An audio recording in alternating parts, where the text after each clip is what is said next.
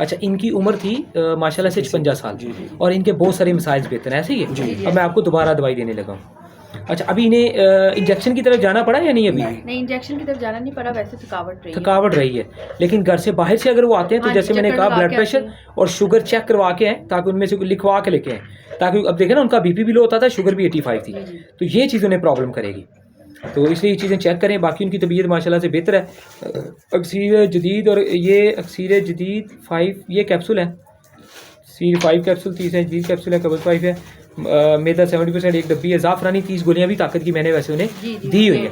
मगर जब शुगर और ब्लड प्रेशर लो होता है तब हमारी दवाई ताकत की कुछ भी नहीं कर सकती, ये बात ज़हन में रखनी है। तो वो उनका फोकस करें, इसी तरह अपनी तरह उन्हें भी गोलियां दें चूसने के लिए, ठीक है जी। और कुछ ना कोई नमकीन चीज़ भी पास हो ताकि बीपी भी लो ना हो। बीपी वैसे उनका थोड़ा कम लो होता है, शुगर उनकी 85 ज़्यादा खतरनाक है।